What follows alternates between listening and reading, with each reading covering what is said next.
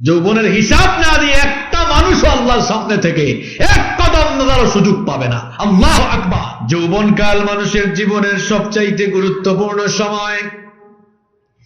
এই জন্য কিয়ামতের কঠিন দিনে আল্লাহর সামনে যখন আমরা দাঁড়াবো, এই যৌবনকালের হিসাব আলাদা করে আল্লাহর কাছে দেয়া লাগবে। Islamic Voice. Follow Islam as your lifestyle.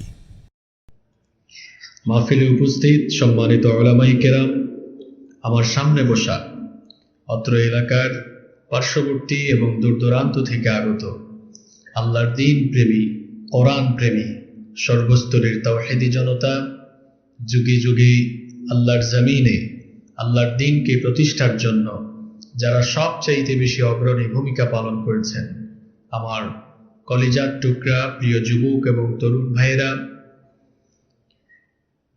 School, college, university এবং বিভিন্ন মাদ্রাসা পড়ুয়া আমার প্রাণ প্রিয় মেধাবী ছাত্র ভাইয়েরা, মহিলা প্যান্ডেল থেকে এবং ঘরে বসে যারা শুনছেন, আমার শ্রদ্ধেয়া সম্মানিতা মা এবং বোনেরা, উপস্থিত মিডিয়ার প্রিয় কর্মী ভাইয়েরা, প্রাণ প্রিয় নোয়াখালীবাসী, আপনারা সবাই কেমন আছেন? পেছনের সবাই ভালো আছেন? আওয়াজ কি পেছনে যায়? হ্যাঁ, সবাই ভালো আছেন তো? আলহামদুলিল্লাহ। আমাদেরকে ভালো রেখেছেন কে? আমাদেরকে সুস্থ রেখেছেন কে? কোরআনের এই মেলায় আমাদেরকে শামিল হওয়ার তৌফিক দিয়েছেন কে? সেই আল্লাহর জন্য শুকরগুজার হয়ে সকলেই পড়ছি আলহামদুলিল্লাহ। সম্মানিত ভাইয়েরা, রাত অনেক হয়ে গিয়েছে, সেজন্য অপ্রাসঙ্গিক কথা বলে আমরা সময় নষ্ট করব না। আমরা আল্লাহর কোরআন থেকে কিছু কথা বলবো এবং শুনবো ইনশাআল্লাহ।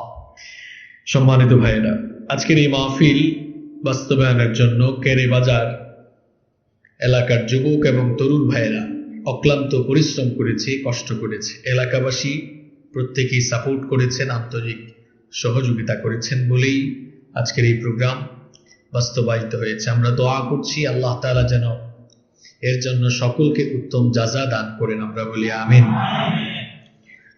যুবক ভাইয়েরাই হচ্ছে ইসলামের প্রাণশক্তি। এই যৌবনকালীন বয়সটা হচ্ছে মানুষের জীবনের সবচেয়ে গুরুত্বপূর্ণ সময়। কোন মানুষ যদি বৃদ্ধ বয়স পর্যন্ত বেঁচে থাকে, তাহলে সে তার জীবনে 5টি পর্যায়ে অতিক্রম করে। 1 নম্বর হচ্ছে শিশুকাল, 2 নম্বর হচ্ছে কৈশোরকাল, 3 নম্বর যৌবনকাল, 4 নম্বর প্রৌঢ়কাল এবং 5 নম্বর হচ্ছে বৃদ্ধকাল। মানুষ তার সংক্ষিপ্ত জীবনে এই 5টি পর্যায়ে অতিক্রম করে। যৌবনকালই হচ্ছে মানুষের জীবনের সবচেয়ে গুরুত্বপূর্ণ সময়।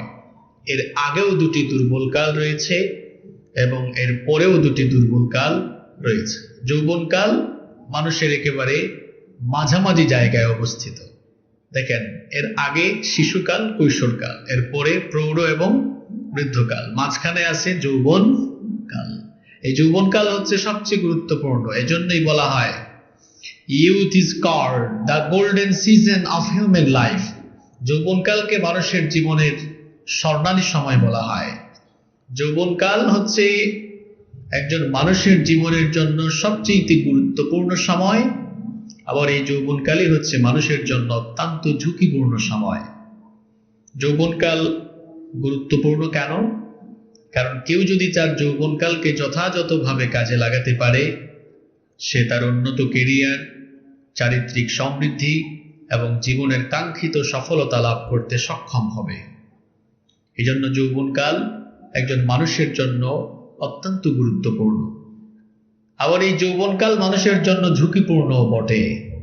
কি কারণে ঝুঁকিপূর্ণ? কেউ যদি তার যৌবনের অপব্যবহার শুরু করে দেয়, কেউ যদি যৌবনকালকে যথাযথভাবে কাজে না লাগায়, তাহলে যৌবনের অপব্যবহারের কারণে তার জীবন ধ্বংসের দ্বার প্রান্তে উপনীত হবে। দুনিয়া এবং আখিরাত উভয় জগৎই তার জন্য নষ্ট হয়ে যাবে। এজন্য যৌবনকাল হচ্ছে একজন মানুষের জীবনের সবচেয়ে গুরুত্বপূর্ণ সময়। এমনকি আপনি জানলে অবাক হয়ে যাবেন, পৃথিবীতে যতগুলো বিপ্লব, যত সংগ্রাম সফলতার মুখ দেখেছে, প্রত্যেকটি বিপ্লব কিংবা সফলতার মূলে যুবক এবং তরুণদের অবদানই সবচাইতে বেশি ছিল। সেই ভারতের স্বাধীনতা আন্দোলন থেকে নিয়ে শুরু করে 52 ভাষা আন্দোলন, 69 গণ অভ্যুত্থান, 71 স্বাধীনতা সংগ্রাম থেকে নিয়ে এর পরবর্তী যতগুলো আন্দোলন সফল হয়েছে, আপনি দেখুন প্রত্যেকটি সংগ্রামের পেছনেই যুবকদের অবদান বেশি ছিল। চীন বিপ্লব, ফরাসি বিপ্লব থেকে নিয়ে শুরু করে পৃথিবীর সকল ঐতিহাসিক বিপ্লবগুলো সফলতার মুখ দেখেছে এই যুবক আর তরুণদের ত্যাগের চরম পরাকাষ্ঠা প্রদর্শনের কারণেই। এমনকি স্বয়ং রাসূল করিম সাল্লাল্লাহু আলাইহি ওয়াসাল্লাম নবুয়ত লাভ করার পর দাওয়াতি কাজ যখন শুরু করলেন, নবুয়তি দায়িত্ব যেদিন থেকে শুরু করলেন সেই দিন থেকে নিয়ে শুরু করে বদর, উহুদ, খায়বার, খন্দক পাড়ি দিয়ে একেবারে মক্কা বিজয় পর্যন্ত ইসলামের বিজয় সুনিশ্চিত করলেন। আর তাকে যারা সবচেয়ে বেশি সহযোগিতা করলো তারাও মুসলিম উম্মার যুবক এবং তরুণ ছাড়া আর কেউ নয়। তাহলে বোঝা গেল সকল জায়গায় যুবকদের অবদান অত্যন্ত গুরুত্বপূর্ণ ছিল। এজন্য ইসলাম মানুষের জীবনের সবচেয়ে গুরুত্বপূর্ণ এই সময় যৌবনকালকে অত্যন্ত গুরুত্বের সাথে দেখেছে। স্বয়ং রাসূল করিম সাল্লাল্লাহু আলাইহি ওয়াসাল্লাম যুবকদেরকে খুব ভালোবাসতেন, খুব পছন্দ করতেন। বিশ্বনবী সাল্লাল্লাহু আলাইহি ওয়াসাল্লাম যুবকদেরকে অত্যন্ত ভালোবাসতেন, যুবকদেরকে অত্যন্ত পছন্দ করতেন। বিশ্বনবী সাল্লাল্লাহু আলাইহি ওয়াসাল্লাম একদিন এক সমাবেশে বক্তৃতা করছেন।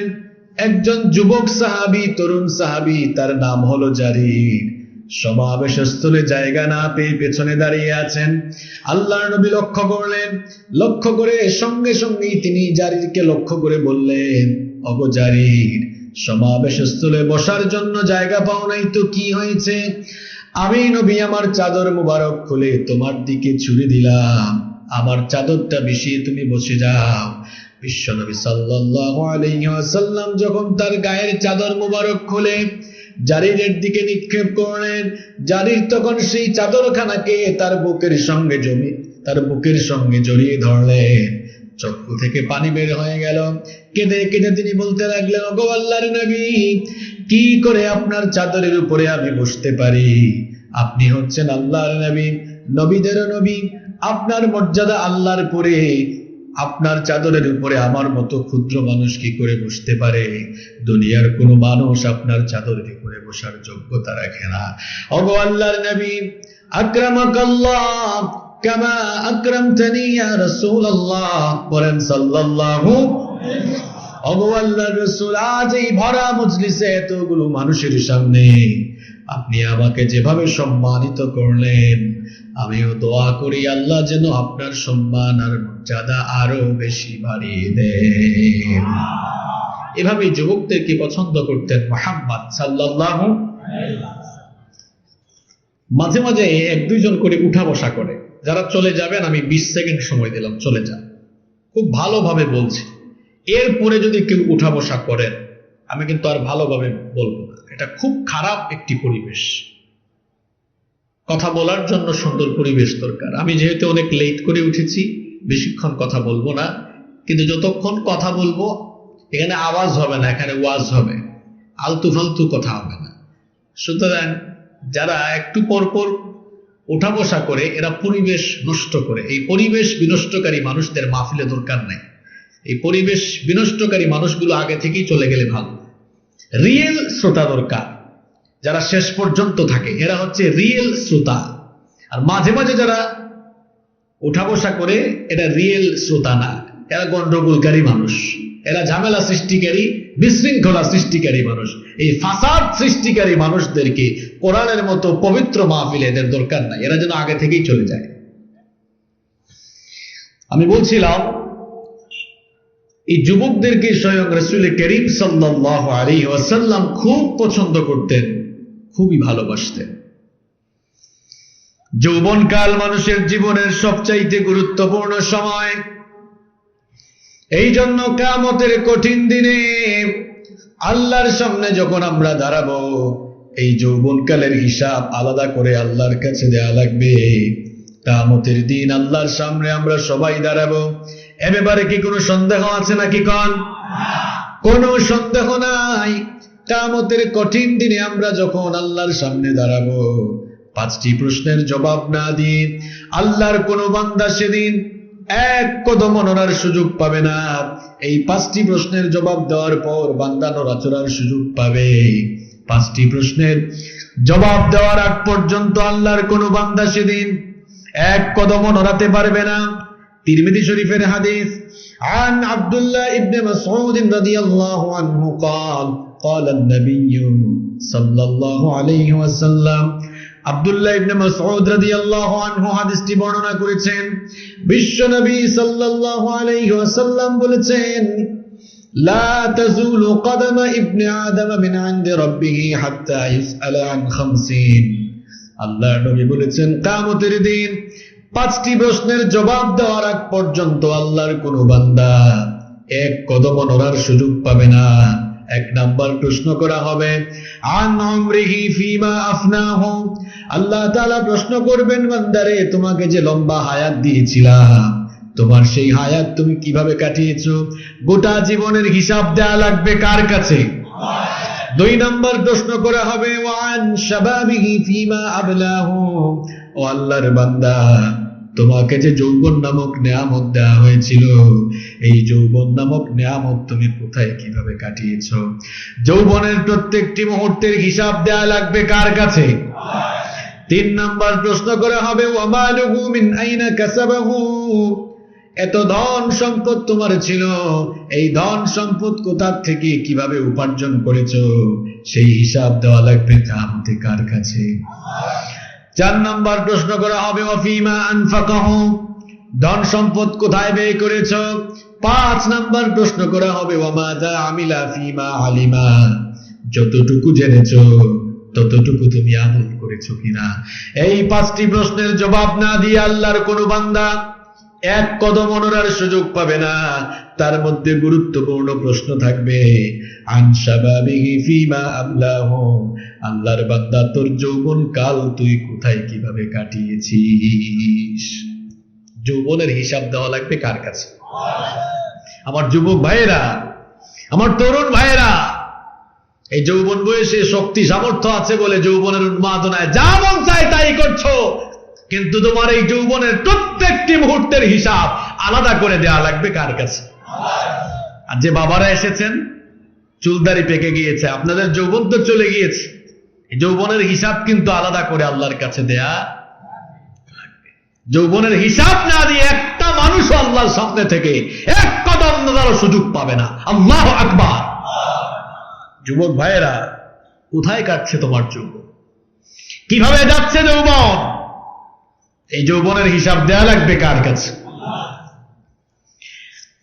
যেহেতু যৌবনকালের হিসাব আল্লাহর কাছে দেওয়া লাগবে, এই জন্য আল্লাহর নবীও বললেন, বুড়া হওয়ার আগে মানুষেরা তোমরা তোমাদের যৌবনকালের কদর করো। আল্লাহর নবী বললেন, ইগতানিম খামসান ক্বাবলা খামসিন। 5 জিনিস আসার আগে 5টি জিনিসকে গনিমত মনে করো। 5টি জিনিস চলে যাওয়ার আগে 5টি জিনিসের কদর করো। এর মধ্যে একটি বিষয় হলো, আল্লাহর নবী বললেন, শাবাবাকা ক্বাবলা হারামি। বুড়া হয়ে যাওয়ার আগে যৌবনকালের কদর করো। বুড়া হয়ে যাওয়ার আগে যৌবনকালের কদর করো, কারণ এই যৌবন চিরকাল থাকবে। কথা বলেন, থাকবে?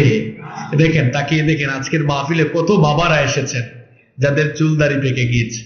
আমার এই বাবারাও একদিন যুবক ছিল না? সময়ের ব্যবধানে আজ বয়সের ভারে তারা নজ্জ হয়ে গিয়েছে। আজ তারা বার্ধক্যে উপনীত হয়েছেন। এখানে যারা যুবক আছেন, তরুণ আছেন, হায়াত থাকলে হয়তো এরাও একদিন যুবক হবে, এরাও একদিন বুড়া। তার মানে বোঝা গেল এই যৌবন থাকে? যৌবন থাকে? যৌবন থাকে না। এই যৌবন কেউ হারাতেও চায় না। Nobody wants to lose youth time.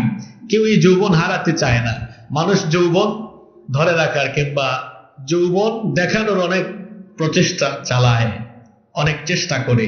দেখবেন চুলদারি যখন পেকে যায়, কেউ কেউ চুলদারিতে কালার করে দেখতে যেন ইয়াং ইয়াং লাগে। যৌবন মানুষ এত সহজে হারাতে চায় না। রাস্তাঘাটে বের হলে ওয়াজ মাহফিলের, তাফসিরুল কুরআন মাহফিলের যত পোস্টার চোখে পড়বে না, যৌবন হেফাজতের হারবালের যত পোস্টার আপনার চোখে পড়বে। ঢাকা শহরে গেলে দেখবেন পাবলিক গাড়িগুলোতে অন্য কোনো পোস্টার এত গায়ের উপর ছিটায় মারে না, যৌবন হেফাজতের হারবালের যত লিফলেট আর পোস্টার গায়ে মানুষের গায়ে ছিটায় মারে। যৌবন হেফাজতের জন্য মানুষ যে এত প্রচেষ্টা চালাচ্ছে, এই যৌবন কি ধরে রাখা যায়? কথা কন না কেন? যৌবন ধরে রাখা যায়? টাকা পয়সা ক্ষমতা প্রভাব প্রতিপত্তি কোনো কিছু দিয়ে এই যৌবনকে ধরে রাখা যায়? চলে যাবে এই যৌবন, ফুরিয়ে যাবে এই যৌবন, হারিয়ে যাবে এই যৌবন। এই জন্য আল্লাহর নবী বললেন, ফুরিয়ে যাওয়ার আগে, চলে যাওয়ার আগে, হারিয়ে যাওয়ার আগে তোমার এই যৌবন থাকাকালীন সময়টাকে তুমি কাজে লাগাও। বলেছেন মুহাম্মদ সাল্লাল্লাহু আলাইহি ওয়াসাল্লাম। এখন প্রশ্ন হলো, হুজুর এই যৌবনের কদরটা আমরা কিভাবে করব? How to spend hour youth time? আমরা কিভাবে আমাদের যৌবনকাল কাটাবো? কিভাবে আমরা আমাদের যৌবনের মূল্যায়ন করব? কি করে আপনারা আপনাদের যৌবনের মূল্যায়ন করবেন? এবার শুনেন।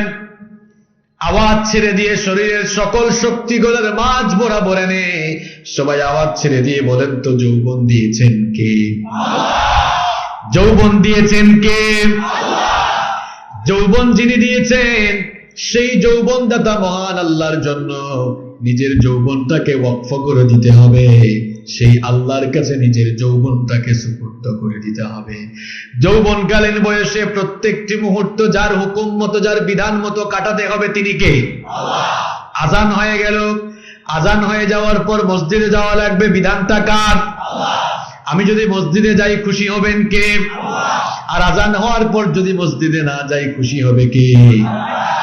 আমরা শয়তানকে খুশি করব নাকি আল্লাহকে খুশি করব? যৌবনকালীন বয়সে শয়তানকে খুশি করলে জাহান্নামের পথে অগ্রসর হয়ে যাবেন, জাহান্নাম ঠিকানা হবে।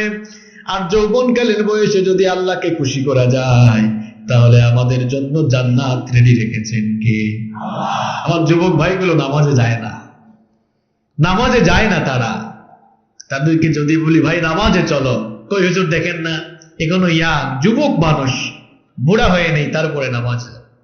আপনি যে বুড়া হবেন এর কোনো গ্যারান্টি আছে? পৃথিবীতে তো আসার সিরিয়াল আছে কিন্তু যাওয়ার কোনো সিরিয়াল নাই। প্রথমে আসেন দাদা, এরপরে বাবা, তারপরে দাদার ঘরে নাতি হয়। এইরকম দুনিয়াতে আসার চমৎকার সিরিয়াল আছে, কিন্তু দুনিয়া থেকে যাওয়ার কোনো সিরিয়াল নাই। মাঝে মাঝে এমন করুণ দৃশ্য দেখা যায়, নাতির লাশ দাদা কবরে নামায়। আছে, এরকম আছে? ছেলের লাশ বাবা কোমরে নামায়। আমার যুবক ভাইয়েরা, আমার তরুণ ভাইয়েরা, আপনারা ভাবছেন বুড়া হবেন, আপনাদের মতো কত যুবক কত তরুণেরা হঠাৎ করে মরে পৃথিবী থেকে চলে গিয়েছে, এখন কবরের নিচে ঘুমায়। আছে, এরকম আছে? এই দেখুন গত সপ্তাহের ঘটনা। আমার বাসার পাশের বাসার এক ছেলে, আমি তাকে খুব আদর করতাম, খুব ভালোবাসতাম। ছেলেটার বয়স মাত্র 18 বছর, গত সপ্তাহে মারা গিয়েছে। কত বছর বয়স? আমার কত ছোট সে, 18 বছর বয়স। আপনি ভাবছেন আপনার বয়স 18, 20, 22, 25, বহুদিন বাঁচবেন। আরে ভাই, আমরা তো এমন মানুষ যে আমরা সব জানলেও আমাদের মৃত্যুর খবর আমরা জানি। কথা বলেন, জানেন? যার কাছে একটা স্মার্টফোন আছে আর ইন্টারনেট কানেকশন আছে, ঘরে বসে সে গোটা দুনিয়ার খবর নিয়ে ফেলতে পারে। তথ্য প্রযুক্তি উন্নত হওয়ার কারণে গোটা পৃথিবী এখন গ্লোবাল ভিলেজে রূপান্তরিত হয়েছে। এই জন্য ঘরে বসে গোটা দুনিয়ার খবর নেওয়া যায়। আমার ভাইয়েরা, ঘরে বসে গোটা দুনিয়ার খবর নেওয়া গেলেও আমরা তো কেউ জানি না আমাদের কার জন্য কাফনের কাপড় এসে দোকানে রেডি হয়ে আছে। কেউ জানেন আপনারা? এখন রাত 11:30 বাজে। গতকাল রাত 11:30টায় অনেক মানুষ দুনিয়াতে ছিল, আজ রাত 11:30টার আগেই কবরের নিচে ঘুমায়। আছে এরকম? আজ রাত 11:30, আগামীকাল 11:30 রাত আর আপনার জীবনে নসিব নাও হতে পারে। কত মানুষকে কথা দিয়েছেন, একজনকে কথা দিয়েছেন তার বাসায় দুপুরে দাওয়াত খাবেন, আর একজনকে বলছেন বিকেলে তোমার সাথে মিটিং করব। এই খাওয়া দাওয়া আর মিটিং নসিব নাও হতে অসম্ভব কিছু। আমরা আমাদের মৃত্যু সম্পর্কে কেউ জানি না। কখন যে আপনার গা থেকে কাপড় খুলে সাদা কাফন লাগানো হবে আপনি জানেন না। কত প্রত্যেক দিন মসজিদগুলোতে কত মানুষের মৃত্যুর খবর এলান হচ্ছে, ঘোষণা হচ্ছে। কোন সময়ে যে মাইকে আপনার মৃত্যুর খবর ঘোষণা হবে আপনি নিজেও জানেন না। কত মানুষের জানাজায় আপনি যাচ্ছেন, কোন সময় যে মানুষ শামিল হবে আপনি নিজে জানেন? কথা বলেন, জানেন? কত জানাজার পড়েছি নামাজ, দিয়েছি কত দাফন। কত জানাজার পড়েছি নামাজ, দিয়েছি কত দাফন। কোথায় যেন আছে আমার তৈরি সাদা কাফন, জানাজার পড়েছি নামাজ, দিয়েছি কত দাফন। কত জানাজার পড়েছি নামাজ, দিয়েছি কত দাফন। আমার তরি বাধায় আছে কোন শেখিয়া ঘাটে, কোন মসজিদে এলান হবে শোয়াবে শেষ খাটে। কখন কোথায় করবে দাফন আমাকে স্বজন, জানাজার পড়েছি নামাজ, দিয়েছি কত দাফন।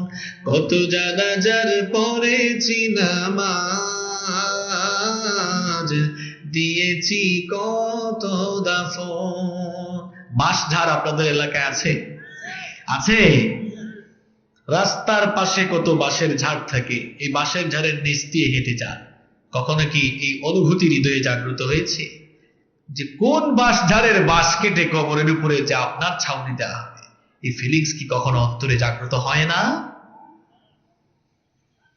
কোন বাতাসে কোথায় যেন দুলছে বাঁশের ঝাড়, কোন সে মাটি কোনখানে ডাকে রে বারবার। কোন বাতাসে কোথায় যেন দুলছে বাঁশের ঝাড়, কোন সে মাটি কোনখানে ডাকে রে বারবার। কোথায় যেন বর যাত্রী আছে রে চারজন, জানাজার পড়েছি নামাজ, দিয়েছি কত দাফন। কত জানাজার পড়েছি নামাজ, দিয়েছি কত দাফন। জানাজার টাইম আপনারও আসবে, আসবে কিনা? আপনি মানুষকে বলছেন এটা আপনার বাড়ি, মানুষ আপনাকে জিজ্ঞেস করে বাড়ি কোথায়? এই যে ইটালিয়ান টাইলস করা, এটা আমার বাড়ি। আপনার বাবাও সারা জীবন বলেছে এটা তার বাড়ি, এই বাড়িতে থাকতে পারে নাই। এই কেরে বাজার এলাকার কোন না কোন কবরস্থানে 3.5 হাত মাটির নিচেই তার বাড়িতে ঠিকানা হয়েছে। আপনি বাড়ি বাড়ি করছেন, এই বাড়ি আপনার নয়, কবর হচ্ছে আপনার আসল বাড়ি। আমার যুবক ভাইয়েরা, আমার তরুণ ভাইয়েরা, শয়তান আপনাদেরকে ফাঁদে ফেলেছে, শয়তান আপনাদেরকে ধোঁকায় ফেলেছে, শয়তান আপনাদের জন্য প্রতারণার জাল বুনেছে। শয়তান আপনাদেরকে মসজিদ থেকে দূরে রাখতে চায়। আর আল্লাহর নবী বলছেন এই বয়সটাই হলো ইবাদতের বয়স। শয়তান তার বিপরীত মুখে অবস্থান নিয়ে আপনাকে মসজিদ থেকে দূরে রাখতে চায়, কারণ আপনাকে নামাজ থেকে দূরে রাখতে পারলে শয়তানের লাভ নামাজ। কোন মানুষকে মসজিদ থেকে দূরে রাখতে পারলে শয়তান যে কি খুশি হয় এটা শয়তান ছাড়া আর কেউ জানে। শুধু যুবক ভাইদের উদ্দেশ্যে কেন বলবো, আমার অনেক বাবারা অনেক ভাইরা নামাজ পড়ে না। কি আপনি নামাজে যান না কেন? সমস্যা কোথায় আপনার? কেন আপনি মসজিদে যেতে পারেন না? আপনার ঈমান কেন আপনাকে সাজদা দেওয়াতে পারে না? যে দুর্বল ঈমান আপনাকে প্রত্যেক দিন 5 বার আল্লাহর কুদরতি চরণে সাজদা দেওয়াতে পারে না, এই দুর্বল ঈমান কি করে আপনাকে জান্নাতে ঢুকাবে? বলেন আমাকে আপনি, এ কেমন ঈমান আপনার? আপনার ঈমান আপনাকে 5 বার সাজদা দেওয়াতে পারে না, এটা কেমন ঈমান আপনার? নামাজ পড়লে খুশি হয় কে? নামাজ ছাড়লে খুশি হয় কে? তো আপনি নামাজ ছেড়ে দিয়ে কাকে খুশি করেন? আজকে ফজরের নামাজ গেল, আপনি ঘুম থেকে উঠে আল্লাহকে সাজদা দিতে পারলেন না। যোহর গেল, আসর গেল, মাগরিব গেল, এশা গেল, আল্লাহকে সাজদা দিতে পারলেন না। পুরো সপ্তাহে 5-7-35 ওয়াক্ত নামাজ গেল, শুধু জুমার নামাজে উপস্থিত হয়ে হাজিরা দিলেন। আপনি আনুপাতিক, আপনি একটু গড় মিলান তো।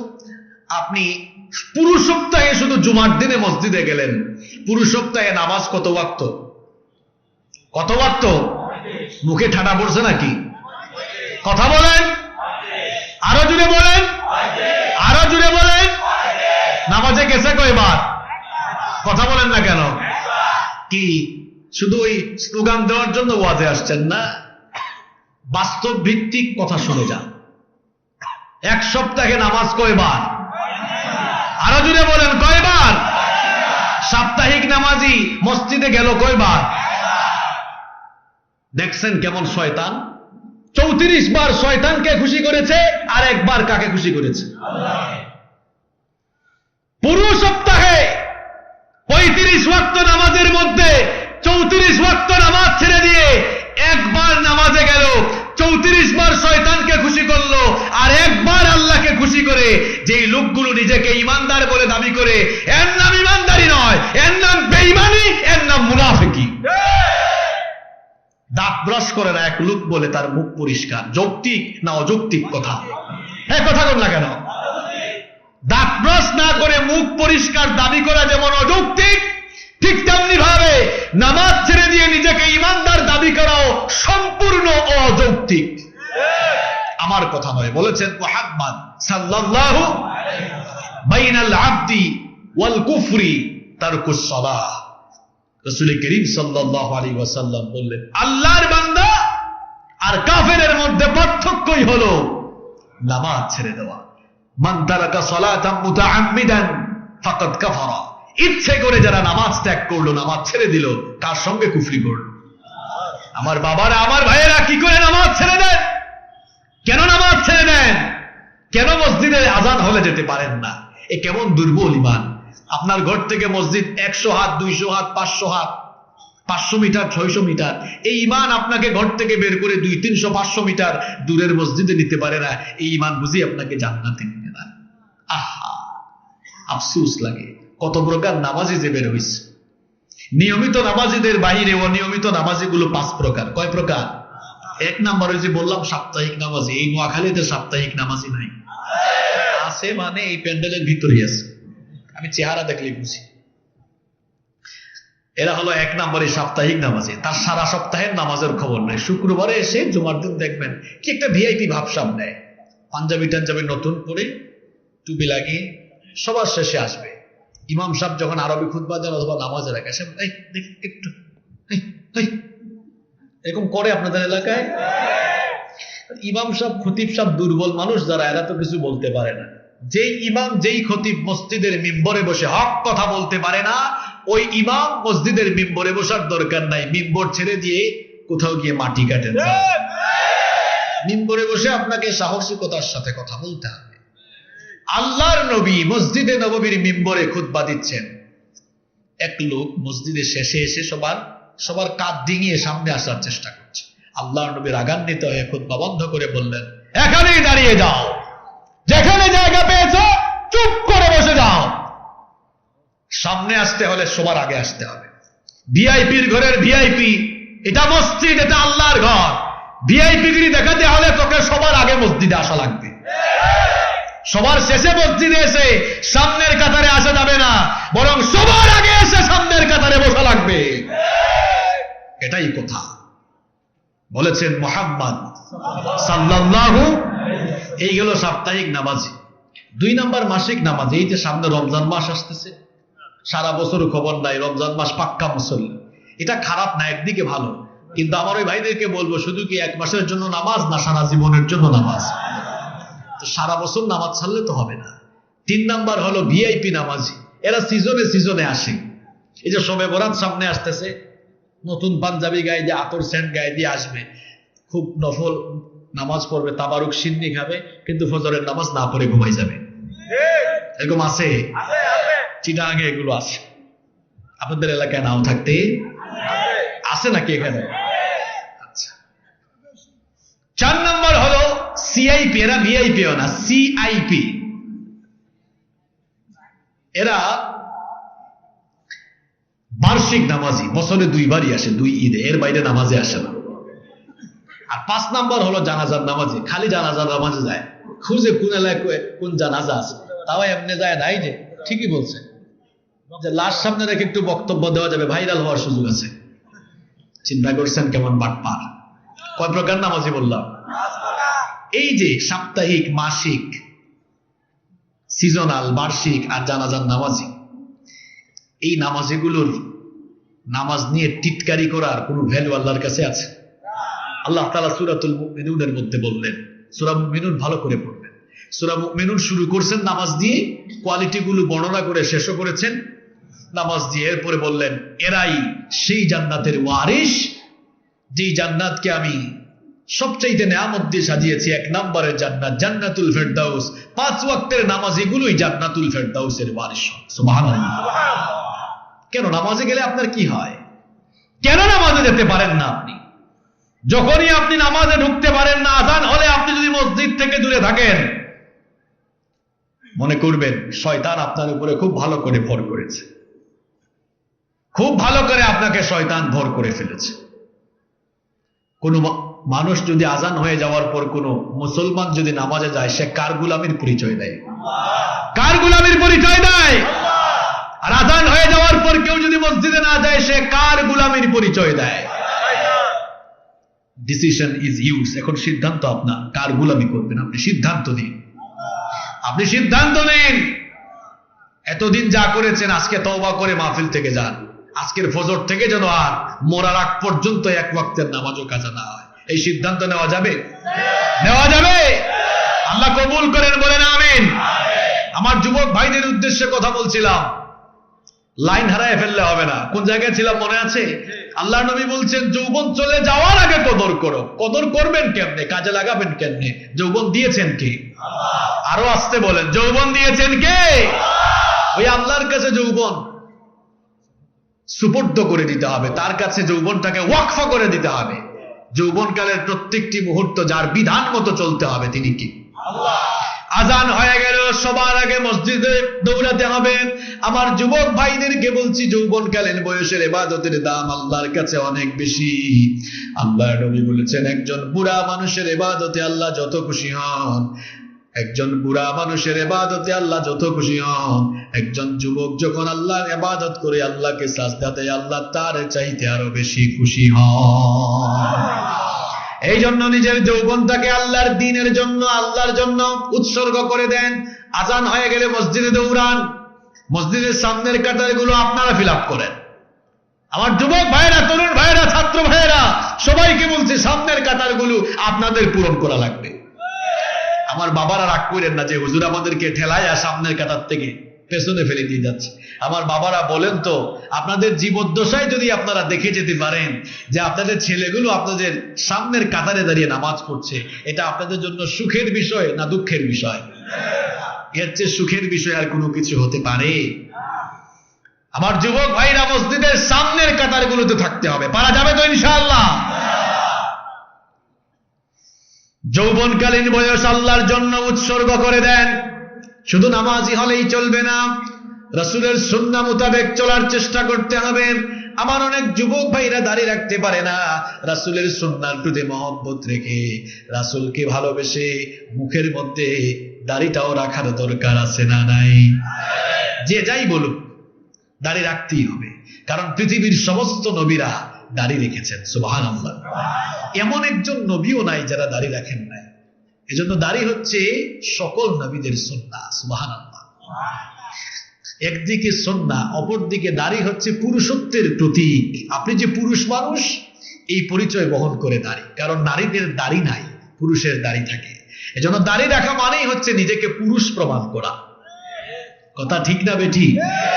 আমরা অনেকে শয়তানের ধোঁকায় দাড়ি রাখতে পারি না, কিন্তু আমরা ইসলামকে ভালোবাসি কম না বেশি? নবীকে ভালোবাসি কম না বেশি? তো নবীজির প্রতি ভালোবাসার বহিঃপ্রকাশ ঘটিয়ে আমাদেরও দাড়ি রাখার দরকার আছে না নাই? আমরা সিদ্ধান্ত নিলে পারবো না ইনশাআল্লাহ? পারবো কিনা? দেখেন শত শত ভাইদের মুখে দাড়ি নাই, কিন্তু আমি বিশ্বাস করি যদি এরা একবার রাসূল প্রেম কলিজার ভেতরে ঢুকাতে পারে, আমার বিশ্বাস তারা দাড়ি রাখতে পারবে ইনশাআল্লাহ। আরং ফারং যাই বলুক এগুলা শোনার আমাদের দরকার নাই। ফেসবুকে বয়কট ঘোষণা করেও লাভ নাই। যদি আপনি সত্যিকারের প্রতিবাদ জানাতে চান তাহলে প্রতিবাদী মানুষ হয়ে দাড়ি রাখা শুরু করে দেন। এটাই প্রতিবাদ। এটাই কি? দাড়ি রাখলে কি মানুষকে আনস্মার্ট লাগে? আমাকে আজ পর্যন্ত কোনো মানুষ আনস্মার্ট বলে নাই। এখন দেখবেন দাড়িওয়ালাদের কাছে গিয়ে মানুষ ছবি তোলার জন্য পাগল হয়ে যায়। শপিং করতে পারি না, ঘর থেকে বের হতে পারি না, কোথাও যেতে পারি না, আমাদের সাথে মানুষ ছবি তোলার জন্য পাগল। দাড়ি আছে না নাই? কোনোদিন তো কেউ বলে নাই যে হুজুর দাড়ি আছে আপনার, ইস আপনার সাথে ছবি তুলবো না, বলছে? প্রত্যেকদিন হাজার হাজার মানুষকে ছবি দেওয়া লাগে। আমার তো মনে হয় এটা আল্লাহর নবীর এই দাড়ি রাখার যে সুন্নাত আছে এর কারণেই মনে হয় আল্লাহ দাম বাড়িয়েছে। সুবহানাল্লাহ। আপনি দাড়ি রাখেন, আপনার ইজ্জত বাড়বে, আপনার চেহারার উজ্জ্বলতা বাড়বে, স্মার্টনেস বাড়বে। আপনি সায়েন্স দেখুন, বিজ্ঞান কি বলছে দেখুন। পৃথিবীর সমস্ত বিজ্ঞান বা চিকিৎসা বিজ্ঞানও আজকে দাড়ি রাখার পক্ষে। দাড়ি রাখবেন, স্কিনের বিভিন্ন রোগ থেকে বেঁচে যাবেন, আপনার ত্বক, আপনার চামড়াগুলো ভালো থাকবে, লাবণ্য, স্মার্টনেস আরো বাড়বে। দাড়ি পুরুষের স্মার্টনেস বাড়িয়ে দেয়, দাড়ি পুরুষের সৌন্দর্যকে অনেক গুণ বৃদ্ধি করে দেয়। দেখেন এখানে অনেকের দাড়ি আছে, যাদের মুখে দাড়ি আছে এদেরকে দেখতে অনেক সুন্দর লাগছে, জানি না আপনাদের কাছে কেমন লাগছে। কিন্তু আমার যে ভাইদের মুখে নাই তাদেরকে কি আমরা অপমান করতে পারবো? না। তাদেরকে আমরা দরদ ভরা ভাষায় অনুরোধ করতে পারবো যে আপনারা দাড়ি রাখেন। দাড়ি রাখলে আপনার প্রতি খুশি হবেন কে? এটা নবীর সুন্নাহ। আল্লাহ নবী কি বলছেন দেখেন, মান আহাব্বা সুন্নতি, এটা আমার কথা, মান আহাব্বা সুন্নতি ফাকাদ আহাব্বানি। আল্লাহ নবী বলছেন যে আমার সুন্নতকে ভালোবাসে সেজন্য আমি নবীকে ভালোবাসি। আল্লাহু আকবার। কথাটা বুঝেন আপনি। মান আহাব্বা সুন্নতি ফাকাদ আহাব্বানি, যে আমার সুন্নতকে ভালোবাসে সে আমাকে ভালোবাসলো। ওমান আহাব্বানি কানা মাই ফিল জান্নাহ, আর যে আমাকে ভালোবাসলো সে আমার সাথে একসাথে জান্নাতে থাকবে। নবীর এই একটা সুন্নতকে ভালোবাসে, হতে পারে এই একটা সুন্নতই নবীর সাথে জান্নাতে থাকার কারণ হয়ে যেতে পারে, ঠিক কি না? আমার যুবক ভাইয়েরা এই জন্য দাড়ি রেখে দেন, 5 ওয়াক্ত নামাজে যান, মা বাবার খেদমত করেন, নিজের যৌবনকালীন বয়স আল্লাহর দ্বীন কায়েমের আন্দোলনের জন্য ওয়াকফ করে দেন। এইভাবে যদি আল্লাহর দ্বীনের জন্য, আল্লাহর কোরআনের জন্য, আল্লাহর জন্য নিজের যৌবনটাকে ওয়াকফ করে দিতে পারেন, তাহলে কিয়ামতের দিন দুনিয়ার এই নকল যৌবনের পরিবর্তে, দুনিয়ার ক্ষণস্থায়ী যৌবনের পরিবর্তে কিয়ামতের দিন চিরস্থায়ী যৌবন দিয়ে চিরস্থায়ী জান্নাতের ভেতরে ঢুকাবেন কে? কোনো বুড়া মানুষ কিয়ামতে জান্নাতে যাবে না, কোন কালো মানুষও জান্নাতে যাবে না। বলেছেন মুহাম্মদ সাল্লাল্লাহু আলাইহি ওয়াসাল্লাম, কোন বুড়া মানুষ জান্নাতে যাবে না। দেখেন এখানে কয়েকজন বুড়া মানুষ আমার দিকে এমনি তাকাইছে, কয় হুজুর এগুলা কি কয়? এতক্ষণ তো লাইনে ছিল, হঠাৎ করে বেলাইনে চলে গেছে। কোন বুড়া মানুষ জান্নাতে যাবে না। আল্লাহর নবী যখন এই কথা বললেন, একজন বুড়ি মহিলা কান্নাকাটি শুরু করে দিল। আল্লাহর নবী বললেন, কি গো বুড়িমা তুমি কাঁদো কেন? বুড়ি মহিলা বলল, ও গো আল্লাহর নবী, আপনি তো বলেছেন কোন বুড়া মানুষ জান্নাতে যাবে না। আমি তো বুড়ি মানুষ চিন্তা করলাম, তাহলে আমার কপালে মনে হয় আর জান্নাত নাই, এই জন্য মনে কষ্ট পেয়েছি, সেই জন্য চোখে পানি এসেছে। আল্লাহ নবী বললেন, মা গো তুমি কেঁদো না, মনে কষ্ট পেও না, জান্নাতকে তো রব্বুল আলামিন সীমাহীন অফুরন্ত নিয়ামত দিয়ে পরিপূর্ণ করে রেখেছেন। এই জান্নাতটাকে উপভোগ করার জন্য শরীরে যৌবন নামক নিয়ামত থাকার দরকার আছে না নাই? যদি আপনার যৌবনই না থাকে, জান্নাতে গিয়ে আপনি 72 জন হুর সামলাবেন কেমনে? এই জন্য যৌবন থাকার দরকার আছে না নাই? জান্নাত হলো এনজয় করার জায়গা, ফুর্তি করার জায়গা, মজা করার জায়গা। এই জন্য জান্নাতের ভেতরে গিয়ে আপনি যেন ভালো করে জান্নাতটাকে উপভোগ করতে পারেন, সেই জন্য রব্বুল আলামিন কিয়ামতের দিন সকল বুড়া আর বুড়িদেরকে 30 বছরের ভরা যৌবন দিয়ে তার জান্নাতে ঢুকাবে। তাহলে আমার বুড়া বাবারা যারা আছেন সবাই যৌবন নিয়েই জান্নাতে ঢুকবে। সুবহানাল্লাহ। কোন কালো মানুষও জান্নাতে যাবে না। কালো মানুষরা কি মন খারাপ করছেন নাকি? কালো কি তারা নিজেরা হইছে? কালো বানাইছে কে? আবার সাদা বানিয়েছেন কে? কোন কালো মানুষ জান্নাতে যাবে না। জান্নাত হলো বড় চমৎকার জায়গা, ফ্যান্টাস্টিক জায়গা। এই জন্য জান্নাতের ভেতরে আল্লাহ কোনো কালো মানুষকে ঢুকাবেন না। যত মানুষ জান্নাতে যাবে তাদের চেহারাকে রব্বুল আলামিন পূর্ণিমার চাঁদের চাইতেও আরো সুন্দর বানিয়ে জান্নাতে ঢুকাবে। তাহলে কিয়ামতে চিরস্থায়ী যৌবন নিয়ে জান্নাতে যেতে হলে দুনিয়ার যৌবন বিক্রি করে দিতে হবে কার কাছে? এই যুবক ভাইরা এদিকে তাকাও। বিক্রি করা মানে কি বুঝতে হবে আগে। বিক্রি করা মানে কি বুঝতে হবে আগে। মনে করুন এই স্মার্টফোন এই ভাইয়ের ছিল, দেখেন দৃষ্টান্ত সরাসরি দিচ্ছে। এই স্মার্টফোন ওনার ছিল, উনি আমার কাছে বিক্রি করে ফেলছে। এখন বিক্রি করার পর এটার মালিক আমি না উনি? আমি হয়ে গেছি। এখন এই ফোন ওনার মতো চলবে না আমার মতো চলবে? আমার মতো চলবে, কারণ এটা আমার কাছে এখন বিক্রি হয়ে গিয়েছে। যৌবন যদি আল্লাহর কাছে আপনি সত্যিকারার্থেই বিক্রি করে দেন, নিজের মতো চলবেন নাকি আল্লাহর মতো চলতে হবে? বিক্রি করার অর্থ আপনাকে বোঝা লাগবে। আপনি যদি সত্যি আপনার যৌবনকে, আপনার জীবনকে আল্লাহর কাছে বিক্রি করে দেন, তাহলে মরার আগ পর্যন্ত যার বিধান মেনে আপনি চলবেন তিনি কে? আজান হয়ে গেলে মসজিদে যাওয়া লাগবে, বিধান কার?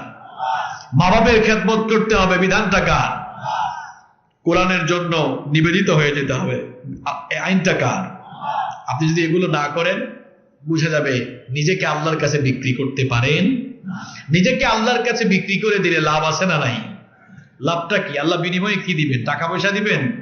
ঘর বাড়ি দিবেন? ক্ষমতা দিবেন? বিনিময়ে কি দিবেন?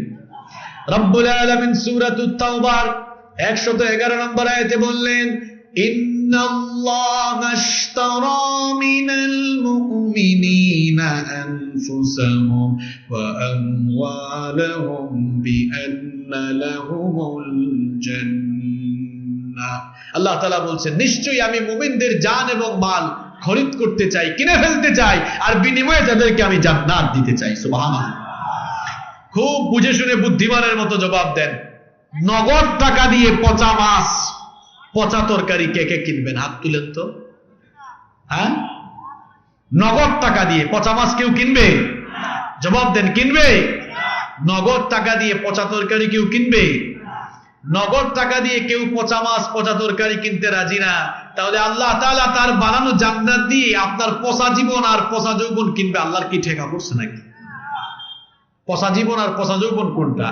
যেই জীবন আর যৌবন আল্লাহ আর রাসূলের কোনো কাজে লাগে না, সেই যৌবন হলো পচা যৌবন, সেই জীবন হলো পচা জীবন। যে জীবন, যে যৌবন আল্লাহ এবং রাসূলের কাজে লাগে না, সেই জীবন যৌবন আল্লাহ তার জান্নাত দিয়ে কিনবেন না। এই জন্য নিজেকে আল্লাহর কাছে বিক্রি করে দিয়ে আল্লাহর বিধান মোতাবেক জীবন পরিচালনা করতে হবে। আমার যুবক ভাইরা যদি নিজেদের যৌবনটাকে আল্লাহর কাছে বিক্রি করে দিতে পারে, বুখারীর বর্ণনা, মুসলিমের বর্ণনা, আবার এই হাদিসটি তিরমিজি শরীফেও এসেছে। বিখ্যাত হাদিসের 3টি গ্রন্থে এই হাদিসটি বর্ণিত হয়েছে। বিশ্বনবী সাল্লাল্লাহু আলাইহি ওয়াসাল্লাম বলেছেন, সাবআতু ইউযিল্লুহুমুল্লাহু ফি যিল্লিহি ইয়াওমা লা যিল্লা ইল্লা যিল্লুহু। 7 শ্রেণীর মানুষকে কিয়ামতের দিন রব্বুল আলামিন তার আরশের ছায়ার নিচে জায়গা দিবেন, যেদিন আল্লাহর আরশের ছায়া ছাড়া আর কোনো ছায়া থাকবে না। সেই 7 শ্রেণীর মানুষদের মধ্যে এক শ্রেণীর মানুষ হলো তারা, আল্লাহ নবী বলেছেন, ওয়াশাবুন নাশা ফি ইবাদাতিল্লাহ, যেই যুবক আর তরুণরা তাদের যৌবনকাল আল্লাহর দ্বীনের পথে উৎসর্গ করে দিয়েছে, এদেরকে কিয়ামতে আরশের ছায়ায় জায়গা দিবেন কে? জন্য আমার যুবক ভাইদেরকে বলতে চাই, যৌবনকাল আল্লাহর কাছে বিক্রি করে দেন, নিজের যৌবনকাল আল্লাহর দ্বীনের পথে উৎসর্গ করে দেন, জান্নাত দিবেন কি? এই যুবকগুলো ইসলামের জন্য সবচেয়ে বেশি অবদান রেখেছে। এই যুবকরা ইসলামের জন্য সবচাইতে বেশি ত্যাগ আর কুরবানির নজরানা পেশ করেছে। আমি সর্বশেষ একটি পয়েন্ট বলছি, খুব মন দিয়ে শুনেন। এই যুবকগুলো ইসলামের জন্য সবচাইতে বেশি অবদান রেখেছে। রাসূল করিম সাল্লাল্লাহু আলাইহি ওয়াসাল্লাম আল্লাহর দ্বীনের দাওয়াত যখন শুরু করেছেন, সর্বপ্রথম যারা ইসলাম কবুল করেছিলেন তাদের মধ্যে যুবকদের সংখ্যা বেশি ছিল নাকি কম ছিল? আবার ইসলামের জন্য যখন মার খাওয়া দরকার হয়েছে তখন যুবক আর তরুণরাই আল্লাহর দ্বীনের জন্য অত্যাচার নির্যাতনের স্ট্রিম রুলার তারা সহ্য করেছে, ঠিক না? আবার এই যুবকদের সাহসী ভূমিকার কারণেই দুর্বল ইসলাম শক্তিশালী হয়েছে।